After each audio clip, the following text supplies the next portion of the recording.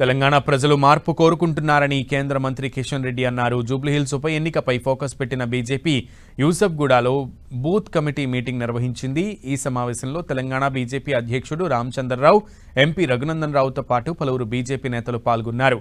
తెలంగాణలో ఓట్లు అడిగే అర్హత కాంగ్రెస్ పార్టీకి లేదంటూ కిషన్ రెడ్డి విమర్శించారు. 6 గ్యారంటీలు అమలు చేసిన తర్వాతనే కాంగ్రెస్ పార్టీ ఓట్లు అడిగేందుకు రావాలన్నారు. ప్రజలు కాంగ్రెస్ ప్రభుత్వాన్ని ప్రశ్నించాల్సిన సమయం వచ్చిందన్నారు. మరోవైపు హైదరాబాద్ను కాంగ్రెస్ ప్రభుత్వం గాలి కొదిలేసిందని తెలంగాణ బీజేపీ చీఫ్ రామచంద్రరావు ఆరోపించారు. ప్రభుత్వం నిర్లక్ష్యం వల్లే రామాంతపూర్ ఘటన జరిగిందని ఆరోపించారు. జూబ్లీహిల్స్ ఉప ఎన్నికతో ప్రభుత్వానికి చురకలు పెట్టాల్సిన సమయం వచ్చిందన్నారు. హైదరాబాద్లో కాషాయం జెండా ఎగరాలంటే జూబ్లీహిల్స్ ఉప ఎన్నికల్లో బీజేపీ విజయం సాధించాలని ఎంపీ రఘునందన్ రావు తెలిపారు. ఉప ఎన్నికతో పాటు స్థానిక సంస్థల ఎన్నికల్లో బీజేపీని గెలిపించాలని కోరారు.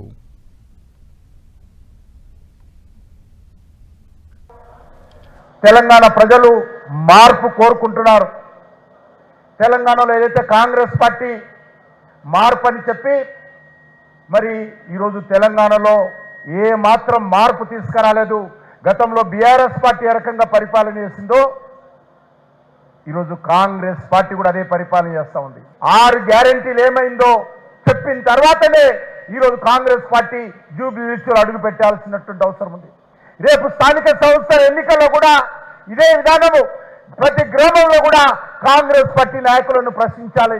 అది సర్పంచ్ ఎన్నికలు కానీ, ఎంపీటీసీ ఎన్నికలు కానీ, జడ్పీటీసీ ఎన్నికలు కానీ, మున్సిపల్ ఎన్నికలు కానీ, ఏ ఎన్నికలైనా కాంగ్రెస్ పార్టీని నడి రోడ్లో నిలదీయాల్సిన అవసరం ఉంది. 70% వీధులకు సంవత్సరం నుంచి వెలగడం లేదు. ఇది కాంగ్రెస్ పార్టీ హైదరాబాద్ రాష్ట్రాన్ని పట్టినటువంటి దుర్మార్గమని సందర్భంగా మనం వస్తున్నాను. వీధి లైట్లు కూడా వెలిగించే స్థితిలో కాంగ్రెస్ పార్టీ ప్రభుత్వం లేదంటే ఈరోజు తెలంగాణకి ఏం మేలు చేస్తారో చెప్పాల్సిన అవసరం ఉంది. హైదరాబాద్ నగరంలో ఈరోజు ప్రభుత్వం పరిపాలన గాలికి వదిలేసి కేవలం ఎలక్షన్స్ కోసం కానీ వాళ్ళ ఒక పబ్బం గడుపుకోవడానికి మాత్రమే పరిపాలన చేస్తారన్న విషయాన్ని మనం గుర్తుపెట్టుకోవాలి. ఈ యొక్క ప్రభుత్వం కన్ను తెరవాలంటే దానికి చురుకు పెట్టాల్సిన అవసరం ఉన్నది. అది ఏంది అని అంటే ఎలక్షన్లలో ఓడించడం.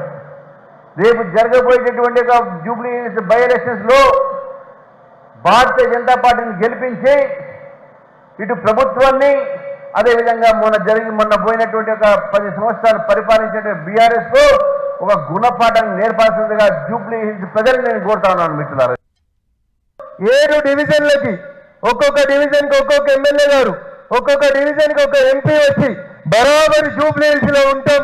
ఎన్నికల ఏదాకా ఇక్కడే అడ్డా పెడతాం.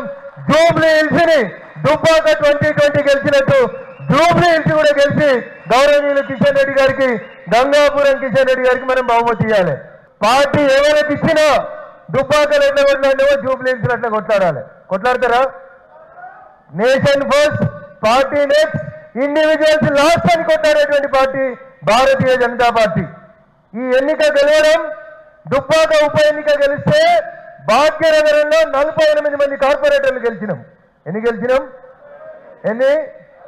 ఈసారి ఇంకా 48 జొరాయిస్తే ఈ భాగ్యనగరం మేయర్ ఈడున్న మీరే కార్పొరేటర్లు అవుతారు.